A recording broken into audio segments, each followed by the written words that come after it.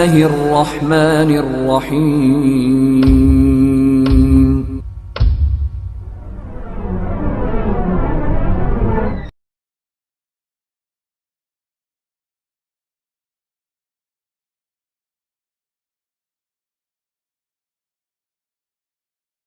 محترم حضرات، آج جس موضوع پر میں کچھ بات کرنا چاہتا ہوں وہ موضوع ہے مسجد اقصی انبیاء کا مسکن اور مسلمانوں کا قبلہ اول. دعا کہ اللہ تعالیٰ مجھے سیدھی سچی بات کہنے والا بنائے اور ہم تمام لوگوں کو جن باتوں سے نصیحت ملے اس پر عمل کرنے والا بنائے. آمین. دیکھیے، اس دنیا کے اندر 3 مسجدوں کو خاص مقام حاصل ہے. ایک ہے دنیا کی پہلی مسجد خانہ کعبہ، مسجد حرام، بیت اللہ جس کو ہم کہتے ہیں، اور دوسری مسجد ہے جو دنیا کی دوسری مسجد ہے مسجد الاقصی، بیت المقدس جس کو کہتے ہیں، بیت المقدس جس کو کہتے ہیں، مسجد اقصی. بیت المقدس مقدس گھر، مسجد الاقصی دور والی مسجد. اب چونکہ مکہ سے، مدینہ سے فلسطین مسجد اقصی دور ہے تو اسی لیے اس کو کہا گیا دور والی مسجد. اور تیسری مسجد جو دنیا کے اندر بہت اہم ہے وہ ہے مسجد نبوی، ہمارے نبی صلی اللہ علیہ وسلم کی بنائی ہوئی مسجد. یہ تینوں مسجدوں کا مقام تمام مسجدوں سے اعلیٰ ہے، تمام مسجدوں سے زیادہ ہے.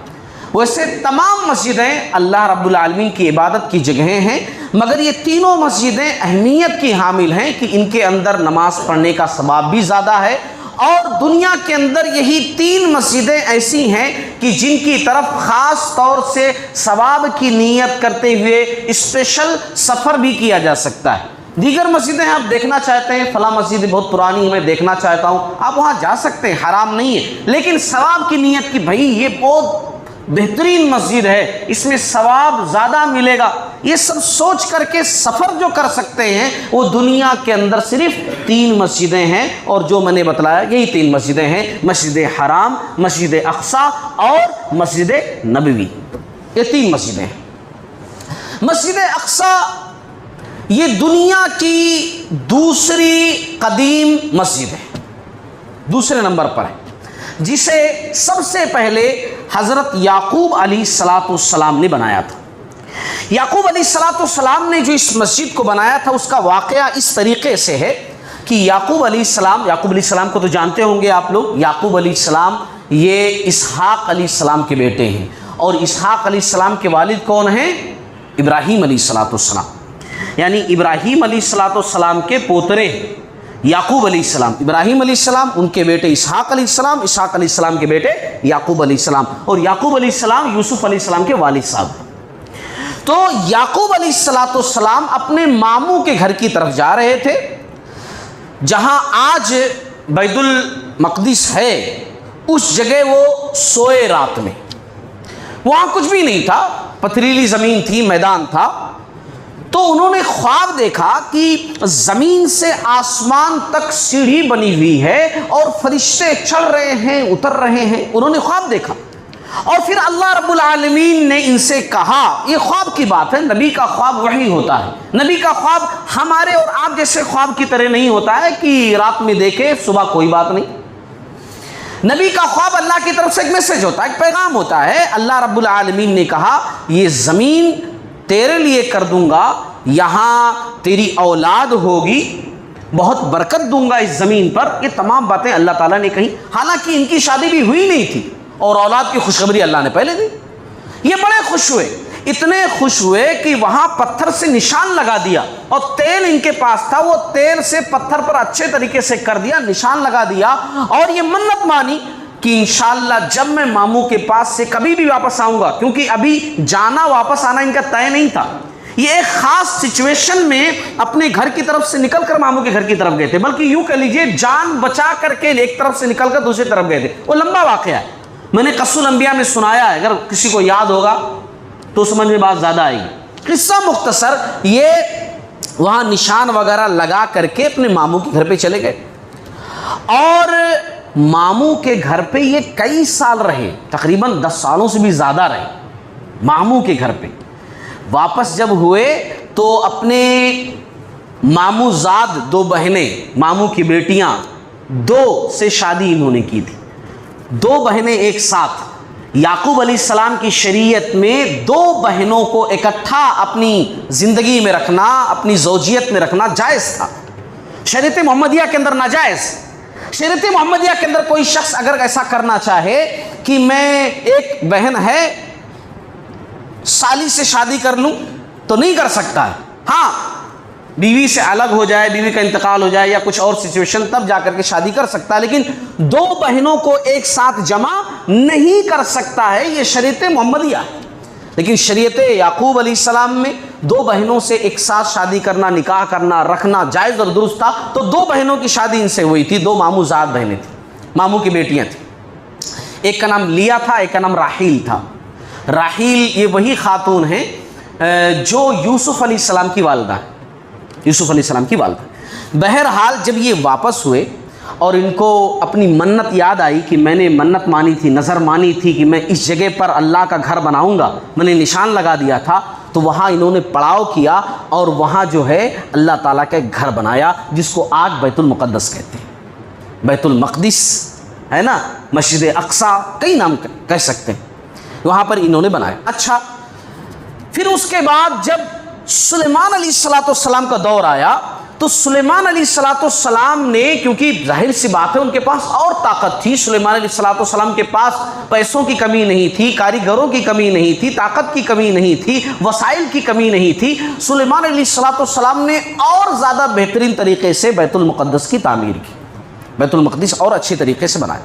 انہی بنیادوں پر ہم عام طور سے جو ہے اصل بیت المقدس کیا ہے نہیں جان پاتے ہیں، اور سچ مچ اس وقت بیت المقدس کون ہے صحیح طریقے سے کوئی نہیں بتا سکتا ہے۔ وہ پورا ایریا دراصل وہ سمجھ لیجئے پورا بیت المقدس ہے، وہ بیت المقدس عام طور سے وہ جو پیلا ٹیمپل بتایا جاتا ہے نا وہ بیت المقدس نہیں ہے، یہ بات اچھے طریقے سے جان لیجیے۔ ہمارے نبی صلی اللہ علیہ وسلم کی جو معراج ہوئی تھی نا بیت المقدس سے، وہ دراصل ایک بڑا پتھر تھا، چٹان تھا، وہاں سے دراصل آپ صلی اللہ علیہ وسلم جو ہے وہ معراج پر گئے تھے۔ اس چٹان پر بعد میں میرے علم کے مطابق جو ہے عبد الملک بن مروان نے جو ہے بنا دیا تھا، ہے نا، ایک گنبد ٹائپ کا بنا دیا تھا، بعد میں رہ کر کے وہ چھوٹا ہو گیا۔ عمر بن خطاب رضی اللہ تعالیٰ عنہ بھی جب گئے تھے بیت المقدس کے فتح کے موقع پر، تب تو عیسائیوں کا قبضہ تھا، انہوں نے گرجا بنا رکھا تھا وہاں پہ، تو صحیح طریقے سے جو ہم سمجھتے ہیں، تصویروں میں دیکھتے ہیں کہ وہ پیلا سر کا جو دکھ رہا ہے وہ بیت المقدس نہیں ہے، یہ اچھے طریقے سے جان لیجیے۔ یہود جو ہے وہ ہمیشہ تصویریں وہی آتی ہیں کہ یہ پیلا والا پیلا والا پیلا والا، کل کے دن جو اصلی جگہ ہے وہ جو پتھر جہاں نبی کو معراج جہاں سے ہوئی تھی، دراصل وہ جگہ وہ حاصل کرنا چاہ رہے ہیں۔ اگر وہ جگہ پر وہ لوگ کچھ بھی کیے، اس کو اڑا دیے یا وہاں اپنی منمانی کوئی چیز بنائے، پتہ بھی نہیں چلے گا دنیا والوں کو، کیونکہ دنیا والے دیکھیں گے وہ پیلا والا ٹیمپل تو موجود ہے، ہاں بیت المقدس موجود ہے، ایسا سمجھ میں آئے گا لوگوں کو، ہے نا۔ بہرحال بات دوسری جگہ چلی جا رہی، تو سلیمان علیہ السلام نے اور اچھے طریقے سے اس کو تعمیر کیا، اور جب سلیمان علیہ السلام نے بیت المقدس کو اور اچھے طریقے سے تعمیر کیا تو 3 دعائیں مانگی، 3 دعائیں۔ مسند احمد کی حدیث ہے، ترمذی کے اندر، نسائی کے اندر بھی روایت موجود ہے، نسائی میں کتاب المساجد میں 3 دعائیں مانگی۔ عبداللہ بن عمر رضی اللہ تعالیٰ عنہ حدیث کے راوی کہتے ہیں کہ رسول اللہ صلی اللہ علیہ وسلم نے فرمایا، سلیمان علیہ السلام جب بیت المقدس کی تعمیر جو ہے انہوں نے کر لیا تو اللہ سے 3 دعائیں مانگی۔ کیا دعائیں مانگی؟ ایک دعا، پہلی دعا یہ مانگی سلیمان علیہ السلام نے کہ اے اللہ مجھے یہ توفیق دے کہ میں جو بھی فیصلہ کروں وہ تیرے فیصلے کے مطابق ہو، میرا فیصلہ غلط نہ ہو، میرا فیصلہ ہمیشہ صحیح ہو، اور جو تو چاہتا ہے جیسا تو فیصلہ کرتا ویسے ہی میرا فیصلہ ہو۔ یہ دعا قبول ہو گئی، نبی نے کہا یہ دعا ان کی قبول ہو گئی، ان کے فیصلے بہترین ہوتے تھے، قرآن میں کئی واقعات موجود ہیں۔ اسی طریقے سے دوسری دعا انہوں نے مانگی، دوسری دعا یہ مانگی، اے اللہ ایسی حکومت مجھے ملے کسی اور کو نہ ملے، یہ بھی دعا قبول ہوئی۔ ایسی حکومت اللہ تعالیٰ نے ان کو دی جو کسی اور کو نہیں دی، کسی کو بھی نہیں دی، سلیمان علیہ السلام کے بارے میں ہم جانتے ہیں کہ اللہ رب العالمین نے انہیں جانوروں کی بولی سکھائی، جانور کیا بولتے ہیں سمجھ جاتے تھے. ہاں، جناتوں پر حکومت دی، ہوا کو مسخر کر دیا، ہوا ان کے تخت کو اڑا کر کے ان کے حکم سے ایک جگہ سے دوسری جگہ لے کر کے جاتی تھی. اس دور کی بات جب پلین اور فلاں چیزیں یہ سب چیزیں تھیں ہی نہیں، تب کی بات. تو ایسی حکومت دی اللہ رب العالمین نے جو کسی اور کو نہیں دی. لیکن یہاں رک کر کے ایک بات میں کہنا چاہتا ہوں. نبی صلی اللہ علیہ وسلم کی زندگی کا واقعہ ہے. آپ صلی اللہ علیہ وسلم ایک مرتبہ کیا ہوا کہ لوگوں سے کہنے لگے، کہا کہ آج رات مجھے شیطان پریشان تھوڑا کر رہا تھا، میں نے اس کو پکڑ لیا. آپ نبی ہیں نا، ہمارے نبی کی شان الگ ہے. آپ صلی اللہ علیہ وسلم نے کہا میں نے اس کو پکڑ لیا، سوچا بھی کہ میں مسجد کے پلر سے اس کو باندھ دوں، صبح مدینہ کے بچے اس کے ساتھ کھیلیں، باندھ دوں پکڑ کر کے. پھر مجھے اپنے بھائی سلیمان کی دعا یاد آئی کہ میرے بھائی نے دعا کی تھی، اے اللہ جیسی مجھے حکومت دینا کسی اور کو نہیں دینا. تو وہ دعا برقرار رہے اسی لیے میں نے ویسا نہیں کیا، اس کو چھوڑ دیا. تو ہمارے نبی کی شان بڑی اعلیٰ ہے نا، ہمارے نبی کی عظمت بڑی عالی بڑی نرالی ہے. تو بہرحال یہ دعا بھی قبول ہوئی ان کو حکومت ایسی اللہ رب العالمین نے دی. تیسری دعا انہوں نے یہ مانگی کہ اے اللہ جو شخص اپنے گھر سے اس مسجد کے لیے، اس مسجد میں نماز پڑھنے کے ارادے سے روانہ ہو، یعنی مسجد اقصی بیت المقدس جو انہوں نے بنائی، اس مسجد کے لیے مقصد لے کر کے یہاں عبادت کی غرض سے کوئی شخص اپنے گھر سے روانہ ہو تو یہاں عبادت کرنے کے بعد جب وہ جائے تو اس طرح پاک صاف ہو کر کے جائے جیسے کہ اپنی ماں کے پیٹ سے ابھی نکلا ہے، ابھی اس کی پیدائش ہوئی ہے. جیسے معصوم بچہ دنیا کے اندر آتا ہے، کوئی گناہ اس کے اوپر نہیں ہوتا ہے، ایک دم پاک صاف شفاف ہوتا ہے، ایسے اس کی زندگی ہو جائے. نبی صلی اللہ علیہ وسلم نے کہا کہ یہ دعا ان کی قبول نہیں ہوئی. 2 دعائیں قبول ہوئیں مگر یہ دعا نہیں قبول ہوئی. آپ صلی اللہ علیہ وسلم نے کہا مسند احمد کی حدیث کہ انشاءاللہ یہ دعا ہمارے لیے قبول کی گئی ہے. اور سبحان اللہ، نبی صلی اللہ علیہ وسلم نے حدیث کے اندر یہ بات بتلا دی ہے ہمیں کہ خانہ کعبہ مسجد حرام کوئی شخص جاتا ہے حج کرنے کے لیے، اگر اس کا حج قبول ہو گیا، اس نے صحیح طریقے سے حج کیا، حلال پیسے سے کیا، صحیح نیت سے کیا، بات کی زندگی بھی بہترین رہی، سب کچھ ٹھیک ٹھاک، اللہ کی نظروں میں اس کا حج مقبول ہو گیا، حج مبرور ہو گیا، تو ویسے ہی وہ واپس لوٹتا ہے وہاں سے جیسے ابھی ماں کے پیٹ سے پیدا ہوا ہے، صاف و شفاف ہو گیا. تو تیسری دعا یہ خانہ کعبہ کے لیے ہوگی، بیت المقدس کے لیے نہیں ہوئی. بہرحال اب یہاں پر ہم جانتے ہیں کہ مسجد اقصی جو بنی، یہاں پر انبیاء کتنے آئے؟ اب کتنے آئے اس کا جواب تو نہیں دیا جا سکتا. قرآن مجید کے اندر 24-25 نبیوں کا تذکرہ ہے، لیکن ان 24-25 نبیوں میں سب سے زیادہ نبی آئے بنو اسرائیل میں. ان 24-25 نبیوں میں بھی ویسے سب سے زیادہ نبی آئے بنو اسرائیل کے اندر. اب بنو اسرائیل کیا چیز ہے یہ بھی جان لیجئے. دیکھیے، یعقوب علیہ السلام جنہوں نے بیت المقدس کی تعمیر کی، ان کا لقب تھا اسرائیل. اس کو غور سے سنیے، ان کا لقب کیا تھا؟ اسرائیل. اور ان کی اولاد کو کہا گیا بنو اسرائیل، یعنی اسرائیل کی اولاد. اللہ رب العالمین کی فیورٹ، اللہ کی محبوب قوم تھی بنو اسرائیل.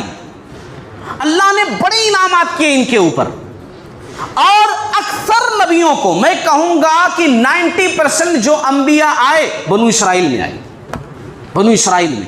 ہاں، لیکن انہوں نے حرکتیں ایسی کی، انہوں نے کام ہی ایسے کیے کہ اللہ رب العالمین نے ان سے فیورٹ قوم، محبوب قوم، خیر امت کا لقب چھین لیا، اور بعد میں اللہ رب العالمین نے خیر امت کا لقب امت محمدیہ کو دیا صلی اللہ علیہ وسلم.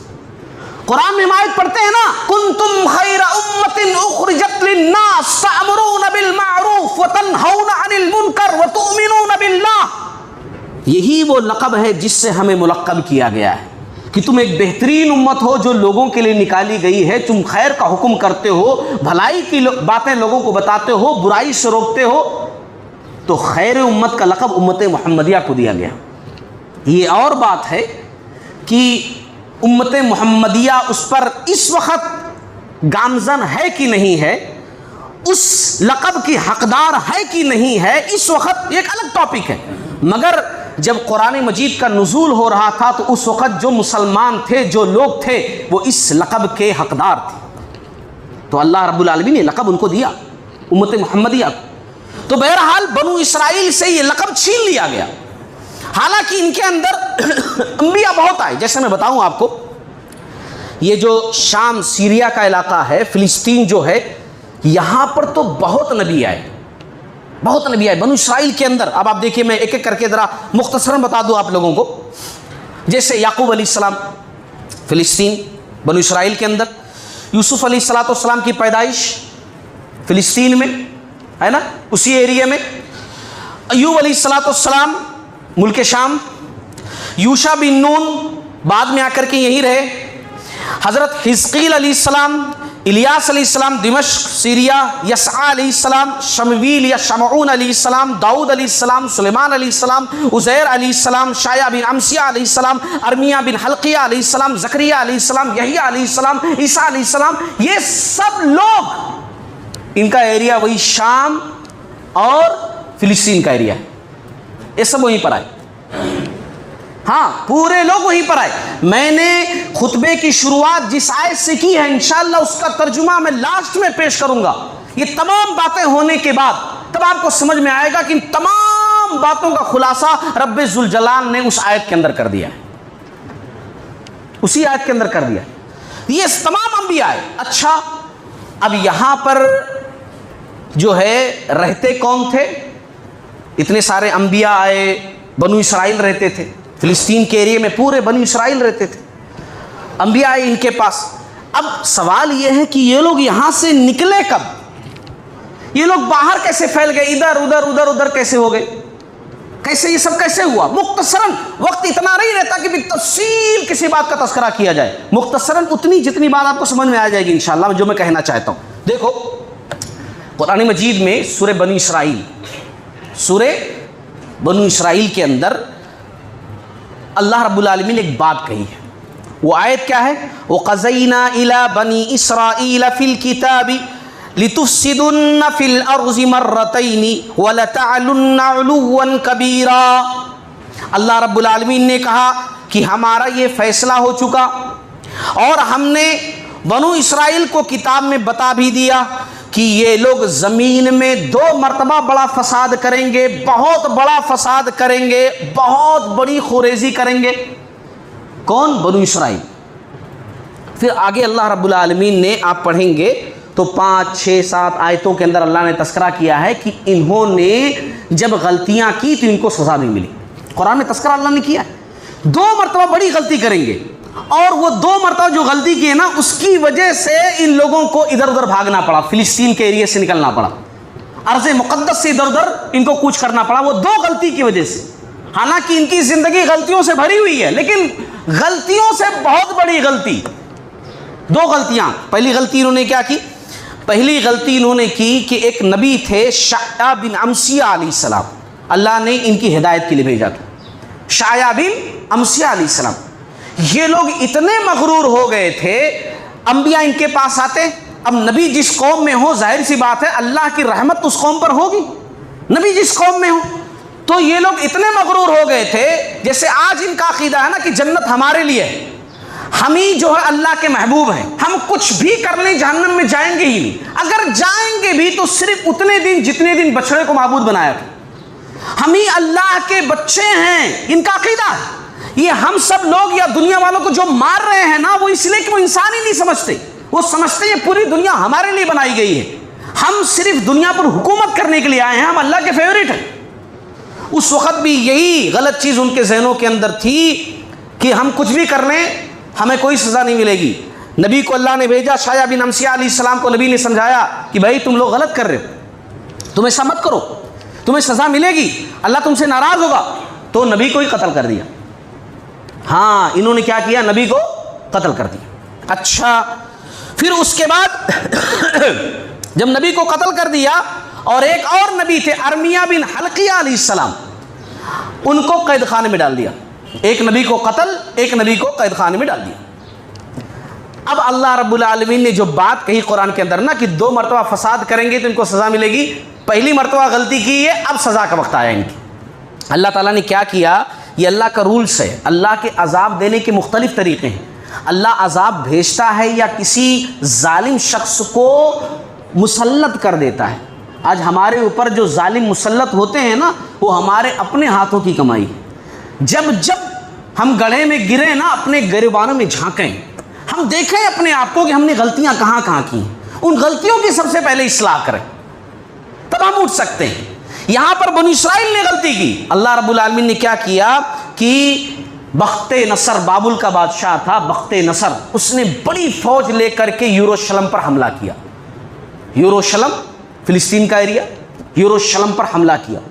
اتنا زبردست حملہ کیا کہ کئی لاکھ جو ہے بنی اسرائیلیوں کو کاٹ دیا، کئی لاکھ لوگوں کو غلام بنا دیا۔ مسجد اقصی جو تھی اس کو ڈھا دیا۔ سلیمان علیہ السلام نے جو بنایا تھا ہیکل سلیمانی، اس کو توڑ دیا۔ اب یہاں گفتگو میں جب آ گیا ہیکل سلیمانی تو جان لیجئے ہیکل سلیمانی کیا ہے۔ آج بھی یہودی بنانا چاہتے ہیں، وہ سب توڑ تاڑ کر کے وہ ہیکل سلیمانی بنانا چاہتے ہیں۔ ہاں قصہ مختصر، وہ ہیکل سلیمانی بنانا چاہتے ہیں۔ یہ ہیکل سلیمانی ہے کیا؟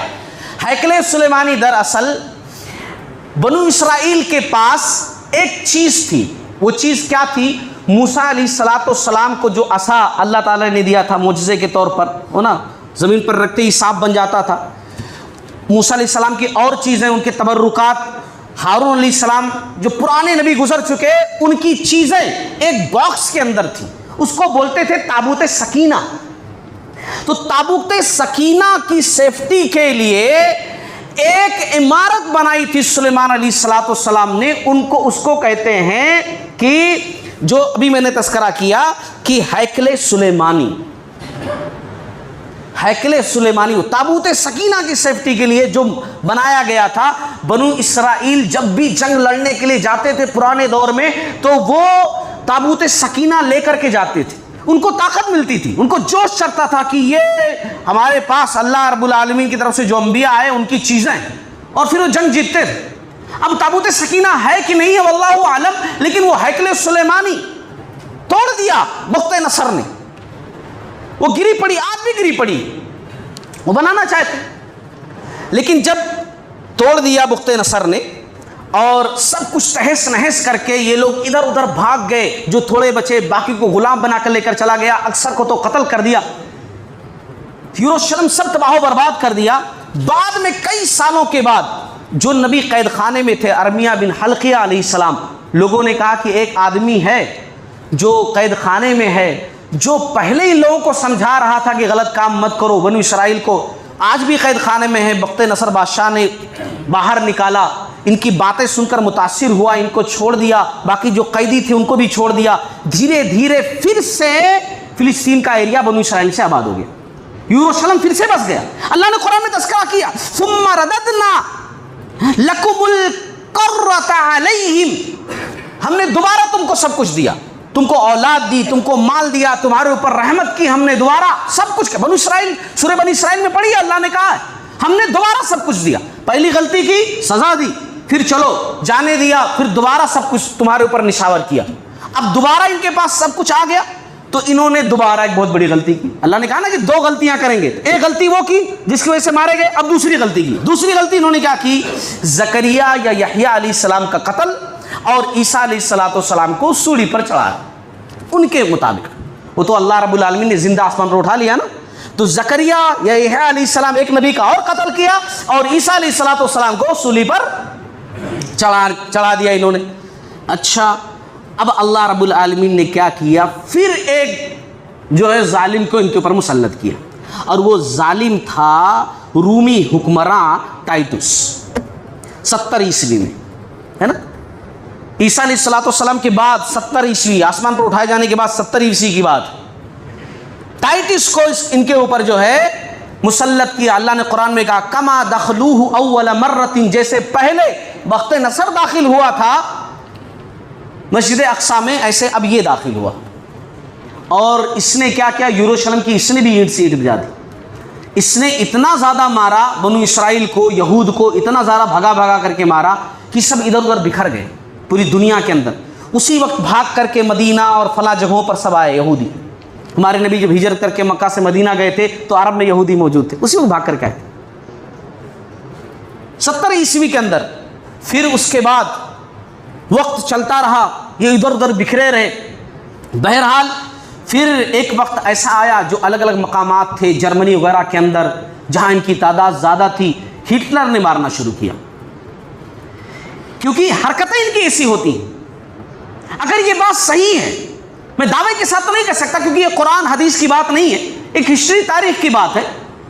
ایک جگہ میں نے پڑھا لکھا ہوا تھا کہ ہٹلر نے جو تھوڑے یہودیوں کو چھوڑا وہ یہ بول کر کے چھوڑا کہ میں اس لیے چھوڑ رہا ہوں تاکہ کل کے دن دنیا والے جان سکیں کہ میں نے ان کو مارا کیوں تھا، میں نے ان کو کیوں مارا تھا، میں اس لیے چھوڑ رہا ہوں تاکہ دنیا جانے میں نے ان کو کیوں مارا تھا.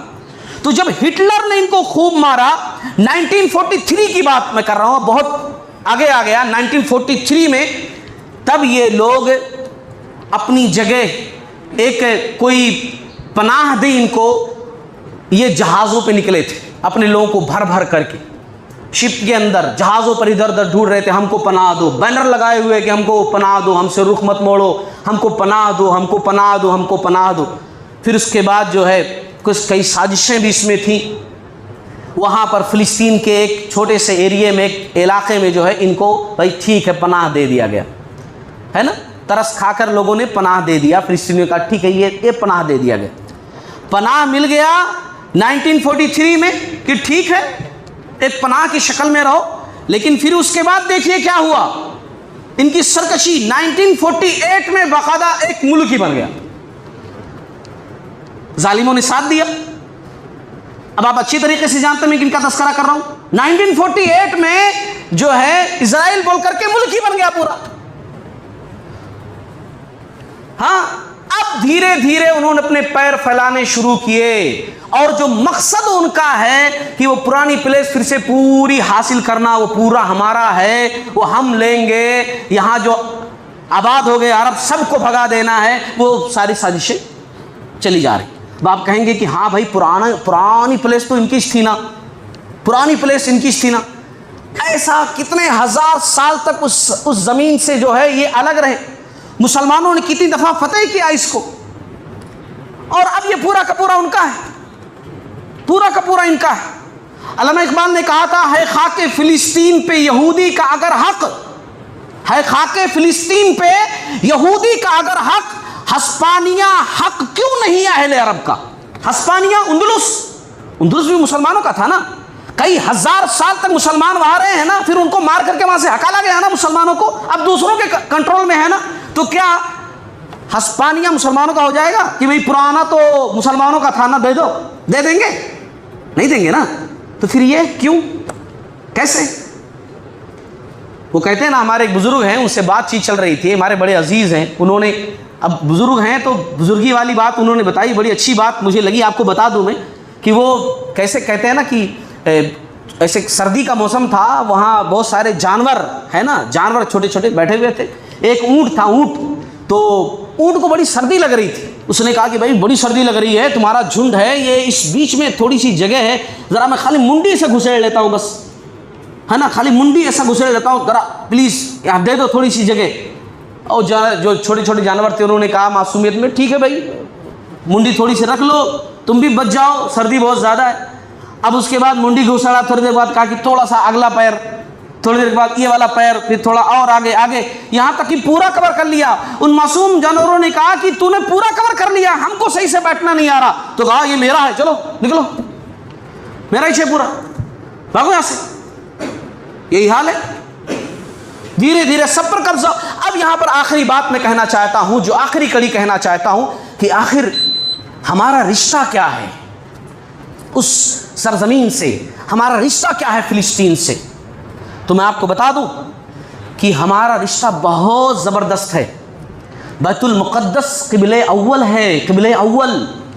رسول اللہ صلی اللہ علیہ وسلم جب ہجرت کر کے مکہ سے مدینہ گئے تھے تو مسلمان 16-17 مہینے تک بیت المقدس کی طرف رخ کر کے نماز پڑھے ہیں۔ ہم مسلمان نماز پڑھے ہیں 16-17 مہینے قبلہ اول بیت المقدس کی طرف رخ کر کے۔ کیسے بھول جائیں اس چیز کو کہ ہمارا وہ قبلہ اول ہے؟ اور رسول اللہ صلی اللہ علیہ وسلم کو، ہمارے نبی کو جب معراج ہوئی ہے، خانہ کعبہ سے آپ صلی اللہ علیہ وسلم کو رات کے مختصر سے حصے میں چلایا گیا ہے براق کے ذریعے سے بیت المقدس، اور پھر بیت المقدس سے آسمانی دنیا۔ جو آسمانی دنیا پر گئے ہیں، بیت المقدس سے آسمانی دنیا، اس کو معراج کہتے ہیں، اور جو خانہ کعبہ سے وہاں تک گئے ہیں اس کو اسراء کہتے ہیں۔ ہم واقع اسراء زیادہ نہیں کہتے، ہم واقع معراج کہتے ہیں، کیونکہ وہ حصہ زیادہ اہم ہے جو آسمانی دنیا پر گئے۔ واقع معراج، ہمارے نبی کو معراج ہوئی ہے جی وہاں سے، ہمارے نبی وہاں سے آسمانوں کی سیر کیے، ہمارے نبی معراج پر گئے تو ہمیں نمازیں ملی۔ کیسے بھول جائیں اس سرزمین کو؟ جب تک قرآن مجید کے اندر یہ آیت موجود ہے، سبحان الذی اسری بعبدہ لیلا من المسجد الحرام الی المسجد الاقصی الذی بارکنا حولہ لنریہ من آیاتنا انہ هو السمیع العلیم، جب تک یہ آیت قرآن میں موجود ہے ہمارا رشتہ برقرار ہے اس سرزمین سے۔ کیسے بھول جائیں اس سرزمین کو؟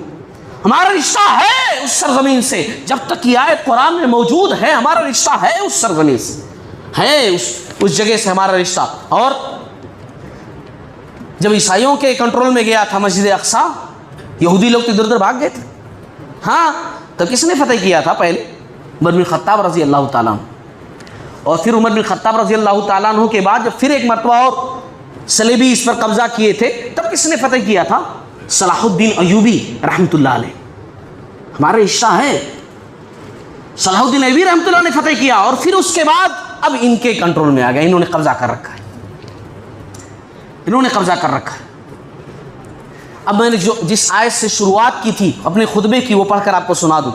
اللہ قرآن میں کہتا ہے سبحان الذی اسری بعبدہ لیلا من المسجد الحرام الی المسجد الاقصی الذی بارکنا حولہ، بابرکت ہے وہ ذات، بڑا پاک ہے وہ ذات کہ جس نے اپنے بندے کو رات کے مختصر سے حصے میں مسجد حرام سے مسجد اقصیٰ لے کر گیا۔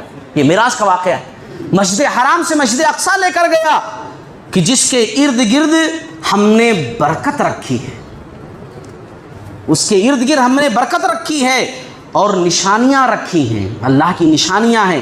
انہ هو السمیع العلیم، بے شک وہ خوب سننے والا، خوب دیکھنے والا ہے۔ قرآن میں آیت موجود ہے، تمہارا رشتہ برقرار ہے۔ ہاں، اب میں آخری بات کہہ کر اپنی بات ختم کروں گا کہ ہم کچھ ایسا نہیں کریں گے جو قانون کے خلاف ہو، ہم کچھ ایسا نہیں کہیں گے، نہ اس بات کی تعلیم دیں گے کہ نوجوانوں روڈ پر نکل جاؤ، تم دھرنے دینا شروع کر دو، تم چلانا شروع کر دو، تم ریلیاں نکالنا شروع کر دو۔ نہیں، غلط ہے، ہم کوئی ایسا کام نہیں کریں گے جو ہمارے ملک کے قانون کے خلاف ہو، لیکن ہاں ان مسلمانوں کے حق میں، اپنے بھائیوں کے حق میں ایک چیز جو ہم کر سکتے ہیں، اور اس سے ہمیں کوئی نہیں روکے گا، اور یہ غلط نہیں ہے بلکہ یہ بہترین چیز ہے، اور وہ ہے دعا، جو سب سے فائدہ مند ہے۔ ویڈیو دیکھ کر کمنٹس کرنا یہ کوئی فائدہ نہیں ہے، روڈوں پر چیخنا چلانا اس سے کوئی فائدہ نہیں ہے۔ ہاں، ایک کام جو فائدے والا ہم کر سکتے ہیں وہ کیا ہے؟ دعا ہے۔ ہمیں اپنے بھائیوں کے حق میں دعا کرتے رہنا چاہیے، دعا ہے کہ اے اللہ رب العالمین ظالموں کو نیست اور نابود کر دے، اے اللہ رب العالمین مظلوموں کی مدد فرما، ان عورتوں کی، ان بچوں کی آہو پکار جو پکار رہے ہیں، اللہ ان پکار کو تو قبول فرما۔ باری تعالی توفیق دے دنیا کے لوگوں کو کہ اس طرف خاص طور سے نظر ڈالیں اور ان مظلوموں کی مدد کریں۔ باری تعالیٰ ان مظلوموں کی دعاؤں کو قبول فرما، ظالموں کو ہاتھوں کو روک دے، ان کے ہاتھوں کو توڑ دے، ان کو نیست و نابود کر دے، انہیں زمین میں دھسا دے۔ باری تعالیٰ تو احکم الحاکمین ہے، تو اصلی دنیا کا مالک ہے، تو اللہ رب العالمین، اے میرے رب مدد فرما مظلوموں کی۔ انشاءاللہ مختصراً جو ہے ہم قنوت نازلہ کا بھی اہتمام کریں گے، خود نماز جو ہے جمعہ کے اندر مختصر قنوت نازلہ رسول اللہ صلی اللہ علیہ وسلم نے پڑھی ہے۔ جب بھی کوئی ایسا موقع آتا تھا مسلمانوں کے اوپر ظلم و ستم یا پریشانی کا عالم، ہمارے نبی صلی اللہ علیہ وسلم قنوت نازلہ پڑھتے تھے۔ ہم بھی اس سنت کو دہرائیں گے، اپنے اس نبی کے طریقے کو دہرائیں گے۔ اللہ تعالیٰ سے دعا کرتا ہوں کہ اللہ تعالیٰ کہنے سننے سے زیادہ عمل کرنے والا بنا۔ پکا سچا مومن مسلمان بنا. باری تعالیٰ ہمارے مسجدوں کی حفاظت فرما. باری تعالیٰ ہمارے سجود اور قیام میں برکت عطا فرما. اے اللہ رب العالمین جب تک زندہ رہیں تیری عبادت کرتے رہیں, اور جب اس دنیا سے رخصت ہوں اس وقت بھی مومن ہو, مسلمان ہو, اور زبان پر کلمہ شہادت ہو. آمین. وآخر دعوانا ان الحمد للہ رب العالمین. الرحمن الرحیم.